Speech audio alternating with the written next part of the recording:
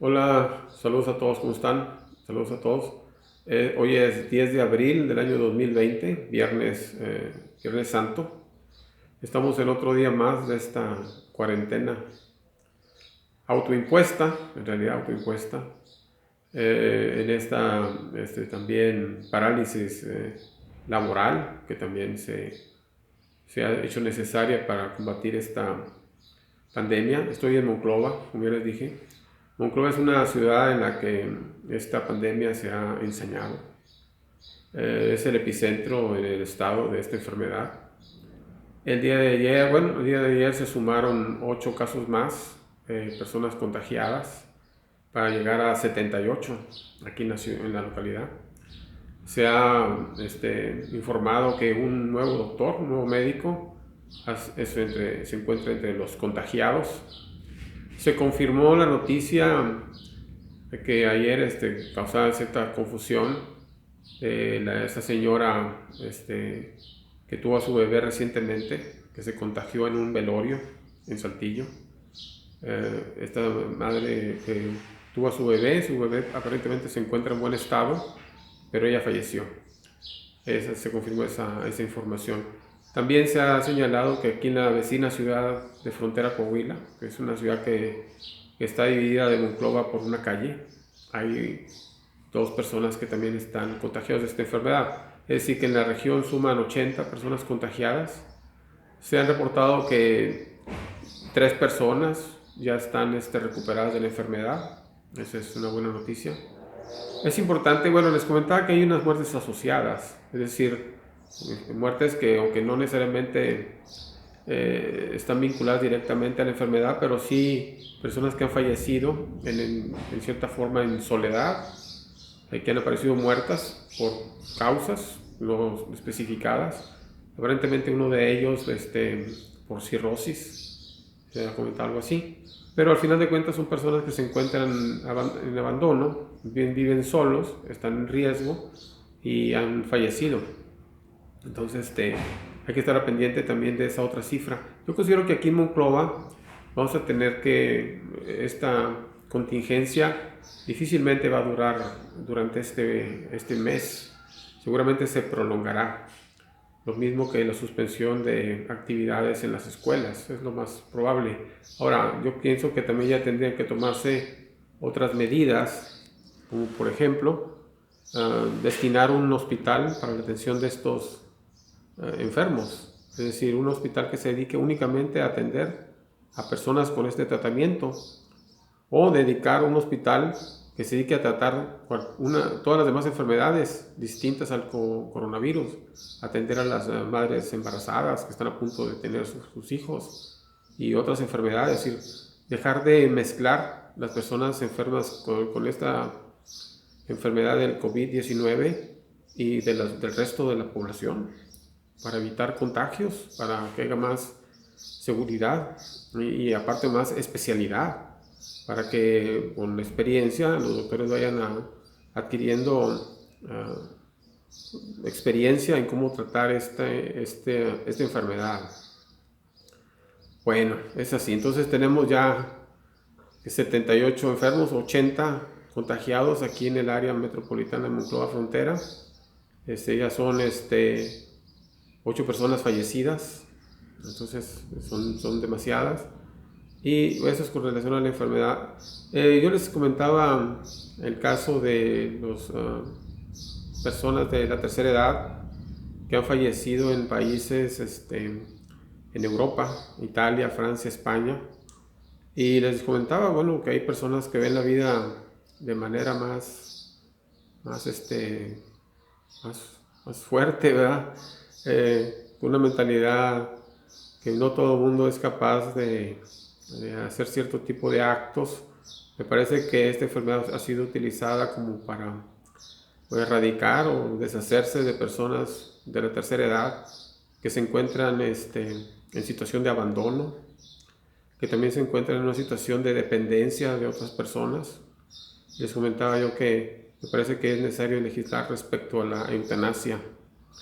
Ese es un asunto que hay que ver. Les quería comentar 2 casos. Les he estado comentando en los últimos videos respecto a que estamos a un año de conmemorar los 500 años de la caída de Tenochtitlán. Obviamente que en ellos participan unos personajes como Hernán Cortés, la conquista, Bernal de Castillo. Entonces yo quería hablarles de un personaje que es muy importante tener en mente en estas fechas, que es Bartolomé de las Casas. Bartolomé de las Casas escribió un libro que se llama La brevísima historia de la destrucción de las Indias. Hace 500 años, los españoles en la conquista murieron 9 de cada 10 indígenas que habitaban aquí. Y hay una historia referente a Hernán Cortés y a Bartolomé de las Casas. Bartolomé de las Casas, Fray Bartolomé de las Casas, cuando él llega a América, él era un vamos a decir, religioso, pero era de mero abajo, vamos a decir, era el sirviente del sirviente. Llegó a América porque alguien le pagó el viaje y estuvo en América mucho tiempo viviendo porque no tenía dinero para regresar a España. Cuando lo hace, va al lugar donde pertenecía a su orden religiosa y allí hace unas denuncias de las atrocidades cometidas por los españoles aquí en América y narra historias muy diferentes a las contadas por Hernán Cortés respecto a su conquista. Hernán Cortés y Bartolomé de las Casas no tenían ninguna buena relación, porque Bartolomé de las Casas desmentía completamente la versión dada por Hernán Cortés respecto a la conquista de América. Narra cómo asesinaban a los indígenas. Es un libro que es muy importante en estas fechas leer, La brevísima historia. Les voy a dejar al final del video, en los comentarios, el link para el que esté interesado en ver este libro. Dice brevísima historia. Narra cómo mataron a los indígenas. No da nombres, pero señala los puestos. Y si tú tienes una idea de quién era el gobernador de Cuba y quién era así no te dice con nombre, pero sí tienes una clara idea de hacia quién se está haciendo referencia. Entonces es un libro que tiene mucha vigencia actualmente, por lo que les digo. Aparentemente en los hospicios, en lugares donde se encuentran los ancianos recluidos, pues se están deshaciendo de ellos, ¿verdad? Son las principales víctimas. Entonces te narra, por ejemplo, imagínate que tú quieres matar a los viejitos, pues los tienes todos juntos, ¿verdad? En un asilo, es más fácil deshacerse de ellos. Es también importante, en ese libro te narra cómo era el método que utilizaban, y por eso te digo yo que Bartolomé de las Casas y Hernán Cortés tenían ahí una muy mala relación, ¿verdad? Es importante cuando haces un relato, pues no ocultar información. Por ejemplo, Bernal Díaz del Castillo, cuando escribe su libro sobre la verdadera historia de la conquista de la Nueva España, señala que, por ejemplo, Pánfilo de Narváez, que era quien venía a detener a Hernán Cortés, traía en sus barcos a varias personas esclavas negras infectadas de viruela. Es decir, las traía. No venían casualmente enfermos de viruela, no. Venían enfermos de viruela intencionadamente para contagiar a los indígenas. Entonces, en las narraciones hay que decir las cosas como son, porque pues de nada sirve de otra forma. Obviamente que es muy complicado para uno asegurar una cosa, ¿verdad? Pero lo que se ve, algo como se ve. Entonces, es muy importante. Tenemos el caso, por ejemplo, del Titanic. El Titanic, este barco que uno escucha historias referentes al Titanic. En el Titanic ocurrió un asesinato similar. El dueño del Titanic era un banquero que se llamaba J.P. Morgan. Invitó al viaje a otros banqueros pequeños que se oponían a la creación del dólar.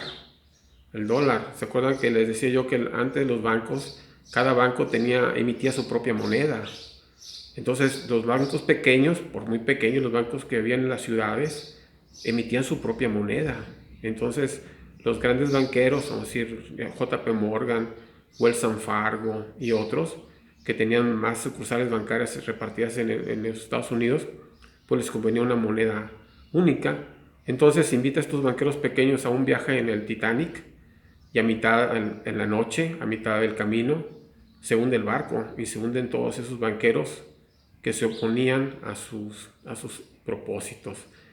Entonces hay gente muy perversa, gente que no se detiene ante nada. Estamos hablando de tipos tipo Hernán Cortés, tipos así, que no se detienen ante nada. Y hay que estar preparados para ellos y defenderse. Y si tú lees este libro de Bartolomé de las Casas, te vas a dar mucha idea. Y es un libro que en estos tiempos es muy importante tenerlo en cuenta para nuestra propia seguridad y la seguridad nuestra y de nuestros seres queridos. Entonces, bueno, saludos a todos, estamos en contacto y espero que esta información les haya sido útil para la toma de sus decisiones. Estamos en contacto y adiós. A la siguiente.